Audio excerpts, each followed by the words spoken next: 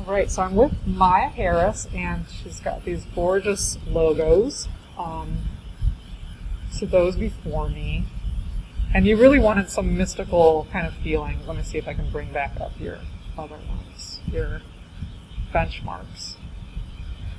So what's your plan with the little grid dotted background? Can you tell me about what you're thinking there? So, that's when I designed them. I had like the grid and paper. Oh, okay. Oh, these were on paper.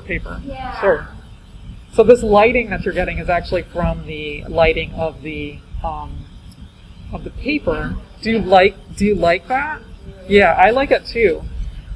So those are all things that you can absolutely get into it. You could actually just do a photo of your gridded paper without the drawings on it and have that, bring that into Photoshop as your background. Oh, okay. Yeah.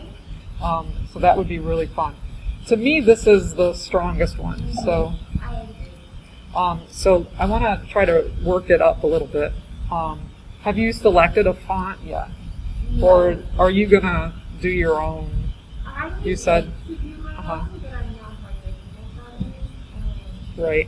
Let me show you. There's a couple. It's not difficult. There's. I was just talking with Ava about different ways to get your own fonts. This is a list of them, and Calligrapher is one that we have found to be pretty effective. And so essentially, you bring in your photos of each individual letter, and then you put it in there, and then it will allow you to make your own font, which then you import into your font set. Let me just quickly show you how one of my other students worked on their own font. So this was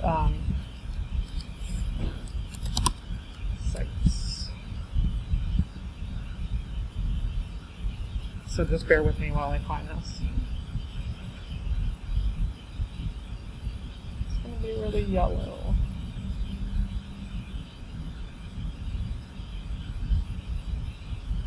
Yep, okay. So I taught special problems with a couple students in digital children's publishing, and Sarah Ray did a beautiful let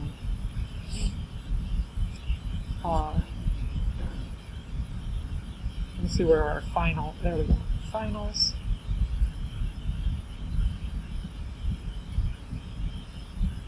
She did a beautiful font. So this is all her own font, as well as what Samara did. So you can see that this really is, it really feels like Samara's font. And so she did the little drawings of each little letter, and then she had a font, which works really nice for, especially like children's kind of feeling. Sometimes in a game you might need to have something that's a little bit more easy to read, and so you might want to find a font on Adobe Font that is going to feel more connected to yours. Must have pulled those images. But this one too, this is a special font that Sarah Ray did. These were gorgeous little books, but then you see that she used a font inside the book that worked and functioned with it. So the logo color was what she was using. I see I'm on low battery and I don't want to die on all of you. So, do you understand kind of what I'm saying there? Okay, great. Okay, so just some nice examples of that. Now I'm going to take us back to Photoshop and work through this a little bit. First I'm going to just lasso this and make this be the only one that we're looking at. So copy, paste, new layer underneath, G, X. X is flipping the colors, dumping that onto here, and just I'm going to push that back.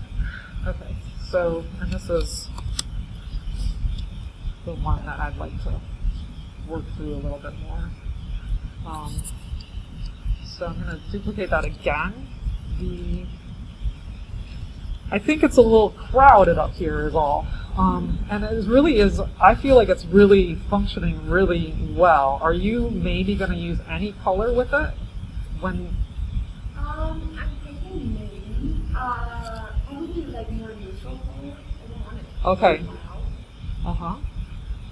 So I'm thinking, what if we took this grassy area? The grassy knoll. So I'm selecting it, and you would have like a better selection. But run a HueSat adjustment layer on it to hit colorize. And don't worry, yeah, that's affecting everything, but I want to affect the white. So first I'm just going to hit colorize and then I'm going to alter it. So I'm going to make it kind of a greenish and up the saturation like crazy. Okay, there we go. So now that I've affected that, then you can put it on something like, you want to just have it affect the white.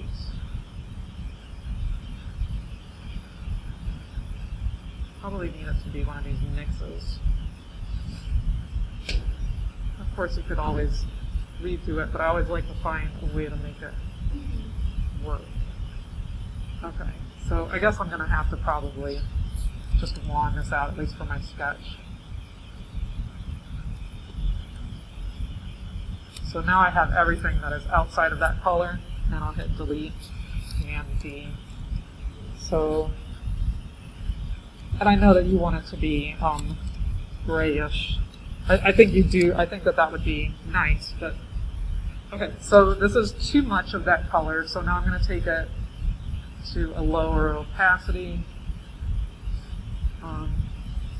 but that opacity is not functioning. So I'm going to double click into here and now play with it with saturation and darkness, and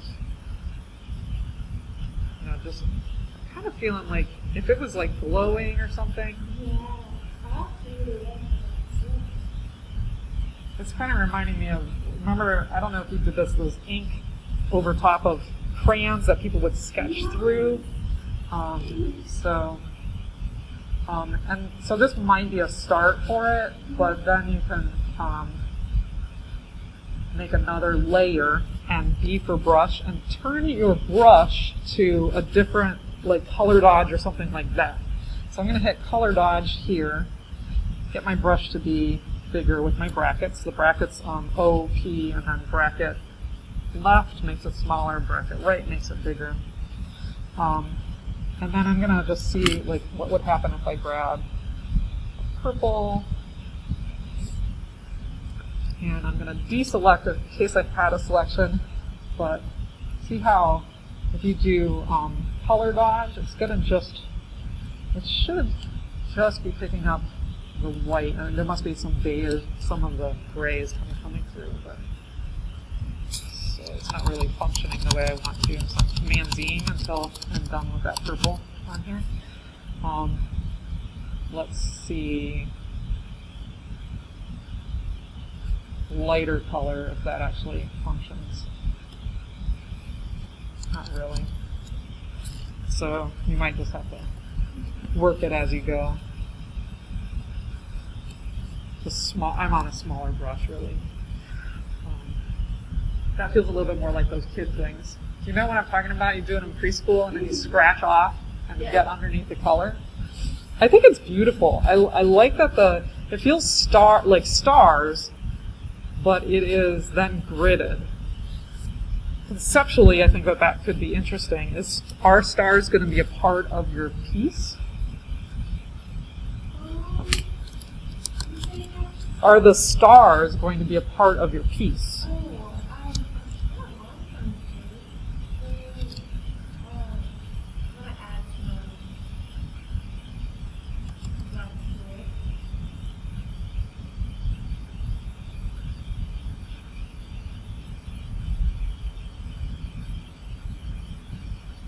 There are actually star brushes too that will get a little bit of glow. So I'm just doing a Big Dipper here to connect with her a little bit. I'm wondering if that would tell an interesting story.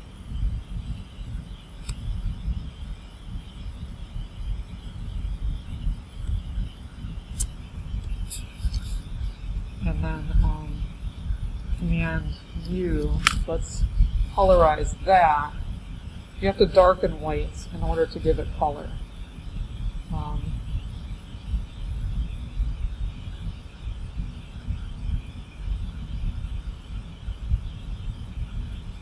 Looks like I'm not even changing it at all. Cancel. Command D. Okay. Now we'll try it again. Command U is the hue set, or use the other half of the key and choose hue set. Colorize. Saturate, darken. There we go. Okay. So just maybe playing with it being just slightly different. And then white on top of it. There's some really cool stuff you can do with stars. I actually have star brushes too, and you can go on Google and look for star brushes or something. But basically, they have kind of a little outer glow. That's beautiful. The whole thing is really going to be really interesting. You can have it be super rough like this if you want to. Yeah, yeah. Congratulations, it's really going to be cool. So I would recommend starting to look for a font that's similar to this for your GUI, for your graphic user interface. I also wonder about the legibility of the TH here. So I'm going to make a new layer, B for brush, I to pick this color, get the black essentially, and just, I'm in lighter color, so I got to go back up to normal. It's a really tiny brush. And it's at 30% opacity. So, yeah. These were black already, but I think it might be good to do that, and just watch for the emptiness of the insides of the E's and stuff. So now that we have it kind of looking really nice, I would like to take all of it and group it together. So G, and then, so Command G, duplicate this group by holding down Option. Come along. Command Z. Option. There we go. I was holding down Command or something. I'm going to turn this one off, which is my original, and I'm going to Command E is going to merge everything together in this. So everything's merged together on this particular thing, so now I can work on the look of it. To me, I'm not sure if before or me is the most important in terms of the hierarchy of the logo intent. So when you think about this game, is it about time more, or is it about me as in the person of this character? Okay, so I'm going to hit lasso, and I think that I'm going to actually reduce me then. Oops, Command P. Lasso, L for lasso. What's going on? Got this weird, maybe Photoshop has shifted and makes it look like that now. So Command T, let's see if we can change me. Everything's pretty straight, so I don't think you want it to be like that. Okay, I'm gonna actually, what if we did something like, we made me feel like really small. Also, what if we, it's a little girl, right? I'm gonna make this lowercase.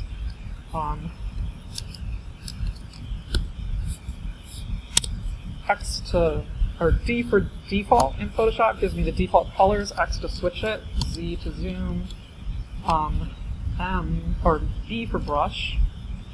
Are you kind of just using this one? You're using a rough one, aren't you? Something like a charcoal? Yeah. Maybe this. I don't know. You have a specific brush, but I'm going to try to do my best here. So make it look like your font, me.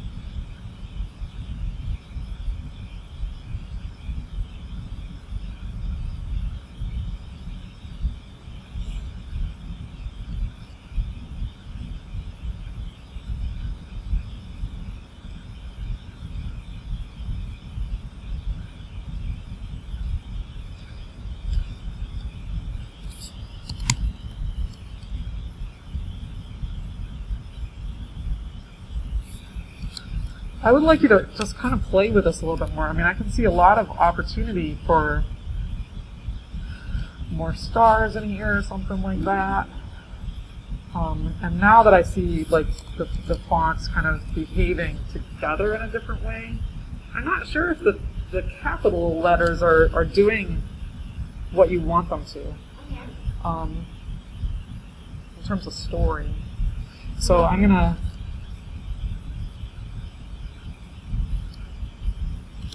do some things. Did you try with different letters? No. 2 is typically a small thing in terms of hierarchy. It doesn't really push the story forward. So I'm going to take this. I do like how it juts out in your thing though, so you might still need to play with that. But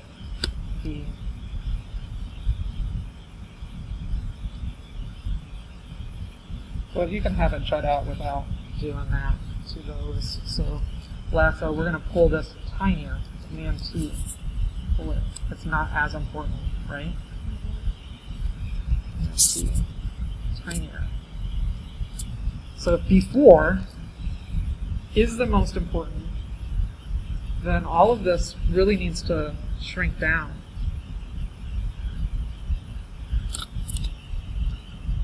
I'm lassoing. Command T. And so I'm going to hit return and then Command U. I'm going to darken this. I'm going to colorize. You know, what if you also worked with color? And then just kind of have your illustration going on this or something.